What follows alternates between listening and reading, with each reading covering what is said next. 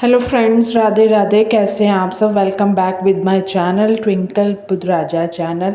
आज हम बात करेंगे जन्माष्टमी पर षोडशोपचार से कैसे करें कान्हा जी को प्रसन्न। विधि बताऊंगी। षोडशोपचार क्या होता है? भगवान श्री कृष्ण का जो है जन्माष्टमी पर यदि पूजा 16 विधि विधान के साथ की जाए तो उसे षोडशोपचार पूजा विधि कहते हैं। यह पूजा विशेष रूप से मंदिरों में विधि पूर्वक संपन्न की जाती है, लेकिन घर में भी आप श्रद्धा और समर्थ के अनुसार पंचोपचार विधि से पूजन कर सकते हैं। यानी कि 16 अगस्त को ये जो जन्माष्टमी है, इससे जो गृहस्थ लोग हैं बालकृष्ण की मूर्ति का पंचामृत स्नान कराकर उन्हें पालने में विराजमान कर वस्त्र धारण करवाएं और सुगंधित इत्र लगाएं। पूजा के अंत में उन्हें फल, मिठाई, धनिया, चावल, आटे या पंचमेव से बनी पंजीरी का नैवेद्य अर्पित करें।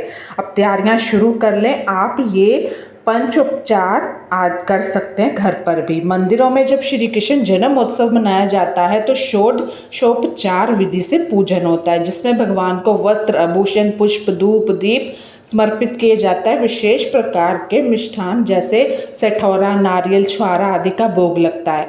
पूजन के सभी 16 चरणों के लिए अलग अलग मंत्र होते हैं और पूजा का अंतिम चरण आरती होते हैं। जो 16वां मंत्र माना जाता है, इस दिव्य रात्रि में भक्त जन जागरण कर श्री कृष्ण की स्तुति और भजन करते हैं, जिससे क्या होता है, वातावरण जो होता है पूर्णतः भक्तिमय हो उठता है। तो आज मैं यही आपको वो चरण बताऊंगी शुरुआत में आपको कैसे करना है। देखिए, ध्यान से सुनिएगा। षोडशोपचार पूजा का पहला चरण, ये रोजाना की पूजा से अलग नहीं है, लेकिन फिर भी षोडशोपचार पूजन की शुरुआत ध्यान से होती है, जिसमें भक्त भगवान श्री कृष्ण की दिव्य मूर्ति के सामने बैठकर उन्हें अपने मन में आवाहन करते हैं, उनकी छवि का स्मरण करते हैं। यह पूजा का पहला अत्यंत महत्वपूर्ण चरण है, मिस नहीं करना। इस चरण में भगवान के स्वरूप का मन ही मन ध्यान करते हुए ये मंत्र आपको बोलना है। ओम कृष्णाय नमः, ओम कृष्णाय नमः मंत्र आपको सारी उम्र ही बोलना है। एक तरह से चतुर्भुज भगवान कृष्ण का ध्यान करें, जो शंख, चक्र, गदा और पद धारण किए हुए हैं, पीतांबर पहने हैं, गले में माला, कौस्तुभ मणि सुशोभित है। ओम कृष्णाय नमः इसके बाद कहा जाता है ध्यानम समर्प्यमम, अर्थात मैं भगवान श्री कृष्ण को ध्यान अर्पित करती हूँ या करता हूँ। इस प्रकार ध्यान करके पूजन की शुरुआत होती है, जिससे वातावरण भक्तिमय होता है और जो मन है, जिनका मन शांत नहीं है, वो स्थिर होकर पूजा के आगे के चरणों के लिए तैयार होता है। मैं आपके लिए इस तरह ही प्यारी प्यारी धार्मिक वीडियो लेके आऊँगी।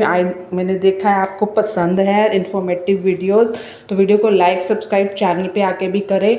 दूसरा चरण आवाहन, हाथ जोड़कर भगवान श्री कृष्ण का आवाहन करें और प्रार्थना करें कि वे अपने बंधु बांधवों सहित पधारें और यहीं विराजें। तो आपको यही करना है। अब आता है तीसरा चरण आसन, भगवान को सुंदर रतन जड़ित आसन अर्पित करें। मंत्र बोले ओम कृष्णाय नमः।